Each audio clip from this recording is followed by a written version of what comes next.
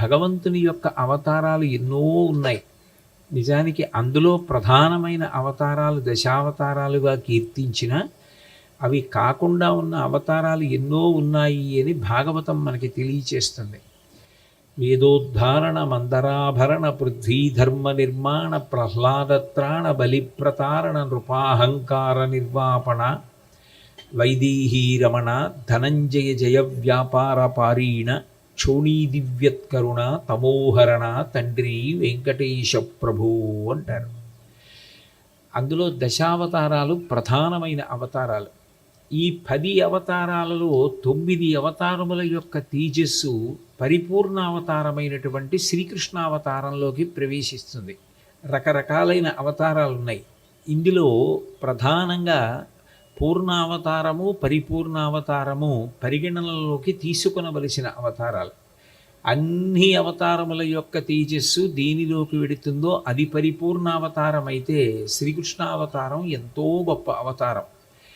అట్లాగే శ్రీరామావతారం కూడా. అవి తక్కువ చేశాను అని కాదు నా ఉద్దేశ్యం.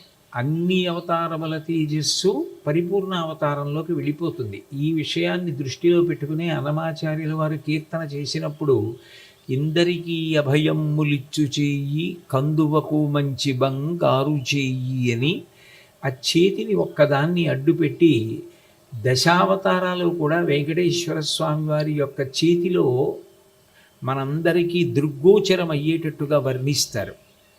అటువంటి వెంకటేశ్వర అవతారం చాలా చాలా గొప్ప అవతారం. వెంకటాద్రి సమం స్థానం బ్రహ్మాండే నాస్తి కించన వెంకటేశ సమోదేవో నభూతో నభవిష్యతి అంటారు.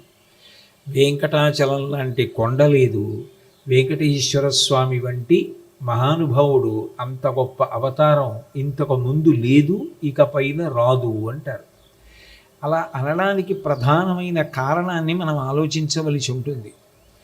సర్వసాధారణంగా శ్రీ మహావిష్ణువు యొక్క అవతారములన్నీ కూడా ధర్మ సంస్థాపన కొరకు ఉంటాయి. యదా యదా హి ధర్మస్య గ్లానిర్భవతి భారత అభ్యుత్థానమధర్మస్య తదాత్మానం సృజామ్యహం అని.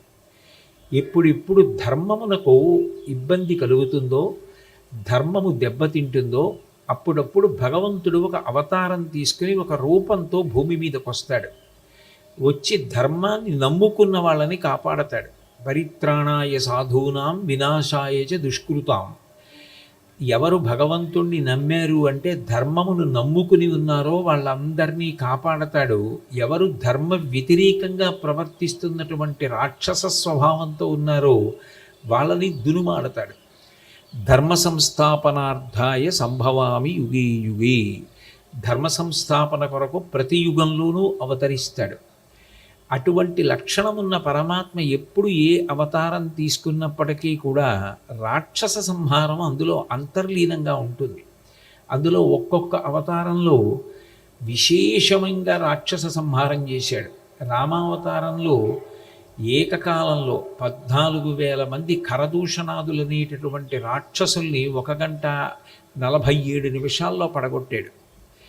అంతమందిని పడగొట్టేటటువంటి లక్షణమున్న పరమాత్మ కలియుగంలో వెంకటేశ్వర అవతారంలో మాత్రం ఆయన ఎవ్వరినీ కూడా సంహరించడానికి ఇష్టపడలేదు.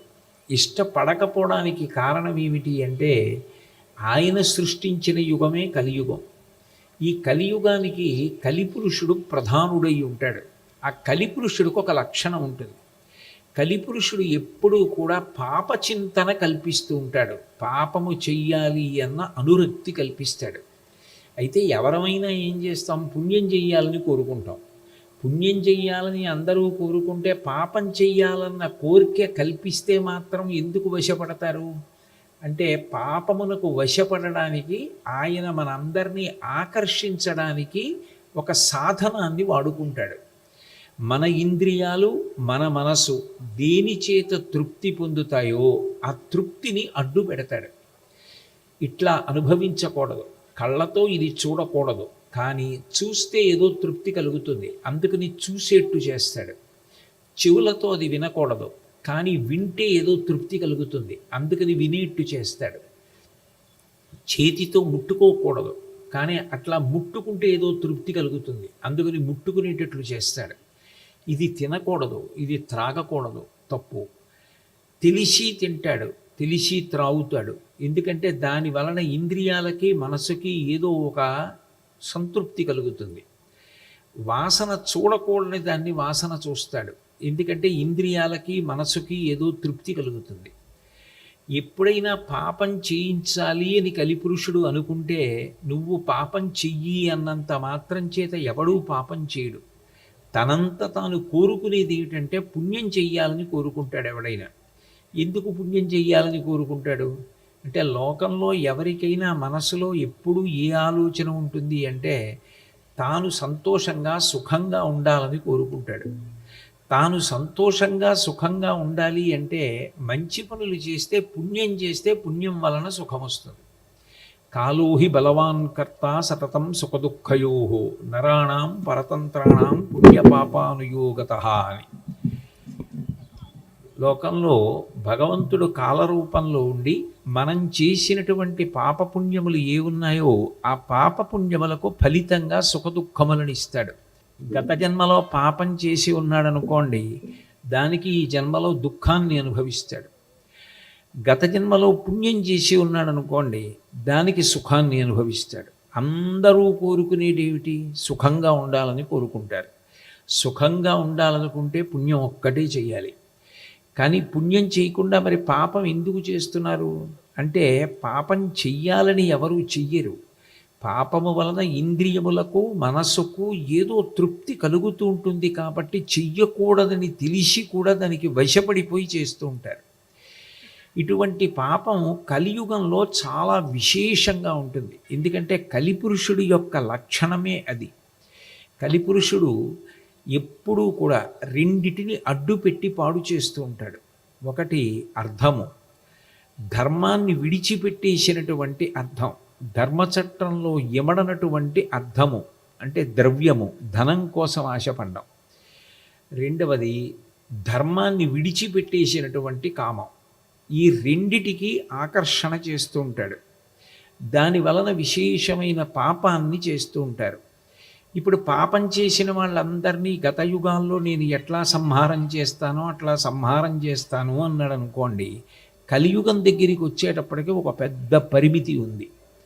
పూర్వం, కలియుగానికి పూర్వం రాక్షసులందరికీ వేరే శరీరాలు ఉన్నాయి. ఒక చీమ అంటే ఓ శరీరం ఉంది, ఓ కుక్క ఓ శరీరం ఉంది, ఓ పిల్లి ఓ శరీరం ఉంది. ఆ శరీరం వంక చూడగానే ఇది పిల్లి ఇది కుక్క అని గుర్తుపడతారు. రాక్షసుడిని కూడా చూడగానే ఈయన రాక్షసుడు అని గుర్తుపట్టేవారు. ఇప్పుడు రాక్షసుడు బయట వేరు శరీరంతో ఉండడు. కలియుగంలో మనిషి యొక్క మనసు యందు స్థానం, మనసులోనే కూర్చుని ఉంటాడు. ఎంతటి మహానుభావుడు ఎప్పుడు రాక్షసుడుగా మారిపోతాడు, ఎప్పుడు చెయ్యకూడని పని చేస్తాడు అంటే ఎవరూ చెప్పడం సాధ్యం కాదు. అకస్మాత్తుగా ఆయనలో పాపచింతన పెరిగి చెయ్యకూడని పని చేసేటటువంటి అవకాశం ఉంటుంది. అందుకని కలిపురుషుడు చాలా తీవ్రమైనటువంటి ఆకర్షణ చేత పాపం వైపుకి లాగేస్తూ ఉంటాడు. మరి అందరూ పాపం చేస్తే, అందుకే భగవంతుడు కలియుగంలో ఒక గొప్ప అవకాశాన్ని కల్పించాడు. చేసిన కాని పాపములు చెందవు, చెయ్యతలంచినంతటన్ చేసెదనన్న చెందు కదా కలిలోన పుణ్యముల్ మోసములీదటంచు నృపముఖ్యుడు కాచ కలిన్ మరందముల్లాసము తోటగ్రోలి విరులంతెగ వేయక చూచెడి తీటికైవడిన్నన్నారు భాగవతం ప్రథమ స్కంధంలో. పరీక్షిన్ మహారాజు గారు కలిపురుషుణ్ణి చూసి కూడా కలిపురుషుణ్ణి సంహరించలేదు, వదిలిపెట్టేశాడు. ఎందుకు వదిలిపెట్టేశాడు అంటే, ఈ కలియుగంలో ఒక గొప్పతనం కూడా ఇచ్చాడు భగవంతుడు.